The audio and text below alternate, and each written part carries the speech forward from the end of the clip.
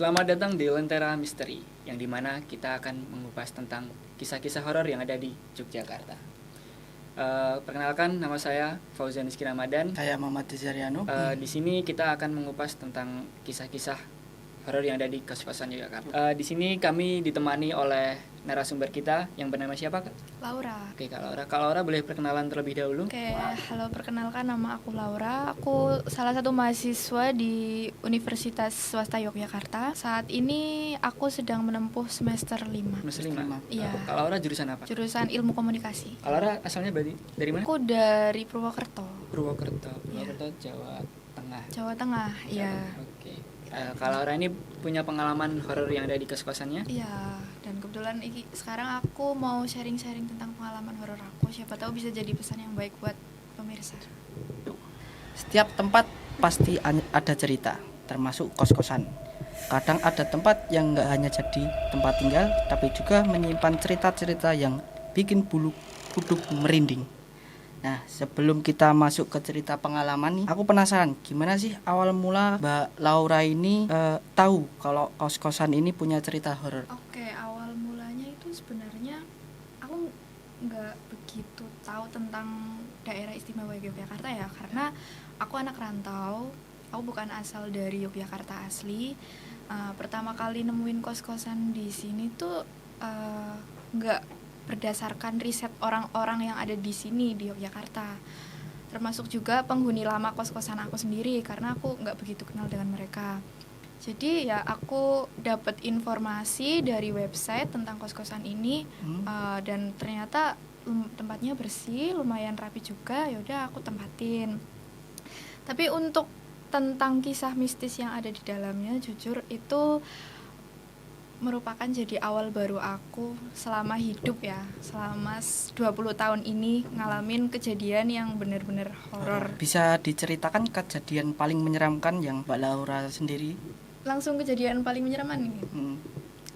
Kejadian paling menyeramkan itu ada pas dimana aku ngalamin waktu itu jam 2 pagi ya, jam 2 pagi aku merasa ada suara galon pecah.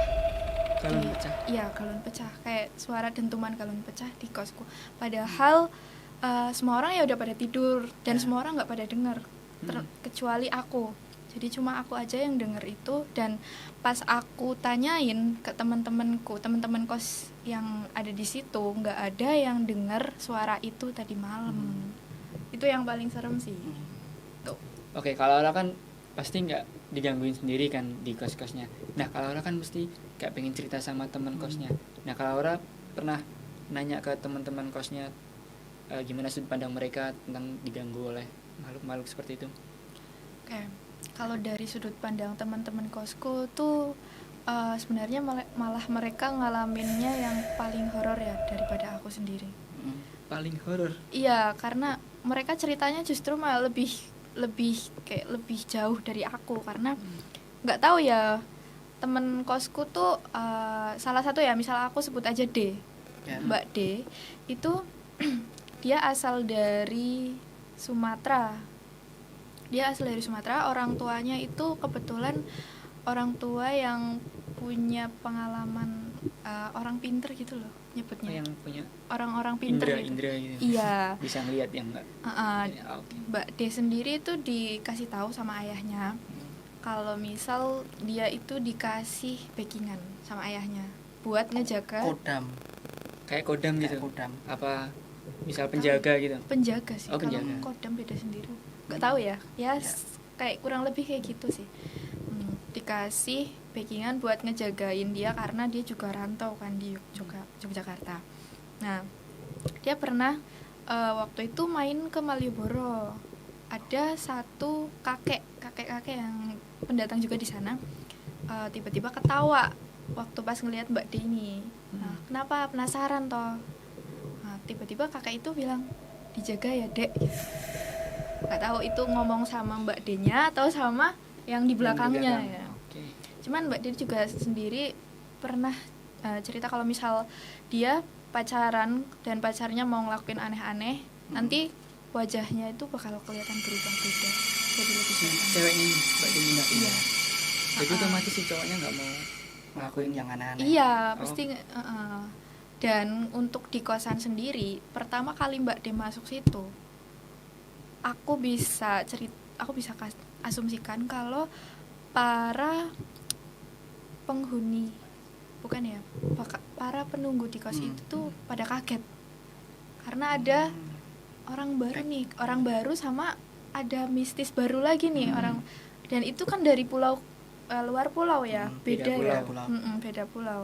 Jadi pas pertama kali kos di situ, gangguan yang paling trouble, paling banyak dialamin itu sama Mbak D, karena para penunggu di situ kayak ngerasa nggak terima atau mungkin ngerasa strangers asing ya namanya. Nah, Mbak D itu sampai dia itu apa ya, nggak bisa tidur selama 2 hari 3 malam gitu-gitu, nggak bisa tidur karena saking banyaknya gangguan-gangguan itu. Dia cerita kalau misal Raga Sukma ini tuh keluar ya, kayak apa namanya, astral projection ya, astral projection, terus nggak tahu dibawa kemana, tiba-tiba udah berhadapan sama para penunggu di kos itu, berhadapan tapi di luar Sukmanya, di luar. Jadi itu aku diceritain ya, benar-benar ada di depan kosnya dia, terus dia lagi berhadapan sama para penunggu di situ, dan para penunggu di situ tuh ngomong pakai bahasa Sanskerta Jawa gitu loh. Jadi Mbak D tuh nggak paham sama omongan itu, entah itu ngusir atau entah itu nanyain atau entah itu apa, aku nggak tahu. Intinya mereka mungkin ngerasa terganggu sama backingannya Mbak D. Iya. Nah, udah sampai sakit, udah sampai dibawa ke rumah sakit berkali-kali karena saking capek ya, nggak ngalamin, jadi nggak bisa tidur, terus sampai waktu itu mimisan dia karena saking capeknya ya kondisinya. Jadi ditolong sama Pak Kos, terus juga sama bapaknya dia sampai datang ke situ buat kayak meminta izin untuk tinggal di situ, tapi bapaknya Mbak Dia ngerasa nggak ada persetujuan dari para penghuni di situ. Jadi akhirnya Mbak D keluar dari kos itu. Udah nggak kuat berarti. Iya. Oke, jadi berdasarkan pengalaman Mbak Laura tadi yang awal dari suara galon pecah, suara gitu, terus habis itu kayak dengar suara-suara aneh, gangguan ketokan pintu gitu.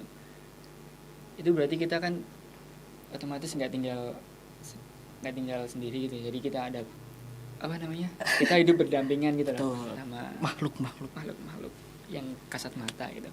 Oke, Mbak Laura ada pesan untuk teman-teman yang lagi nonton? Untuk pesan buat teman-teman ya, ya seperti dijelaskan tadi, kita kan hidup berdampingan, nggak cuma manusia, kita berdampingan sama makhluk-makhluk Tuhan yang makhluk mistis dan lain sebagainya. Jadi nggak terima gitu loh kalau misal adanya gangguan atau apapun itu. Kita harus menormalisasikan semua itu, asal kita itu harus tetap sopan di tempat masing-masing ya. Buat teman-teman semua yang sama-sama ngekos, sama-sama ngalamin kejadian horor kayak gitu, jangan lupa untuk tetap berdoa, tetap sholat, tetap ada di jalan Tuhan ya, beribadah, agar kita selalu selamat lah ya, selalu selamat dan selalu aman dijaga itu. Oke, terima kasih kepada teman-teman online kita yang telah mendengarkan episode kali ini. Semoga cita-cita dari kami, dari Kak Laura, menjadi pengalaman penting bagi kalian semua yang lagi nonton. Oke, kalau kalian punya cerita-cerita yang sama kayak Kak Laura, boleh komen atau boleh sharing-sharing ke akun kita. Siapa tahu nanti cerita kalian jadi episode selanjutnya di episode kita. Oke, sekian dari kami. Peace out.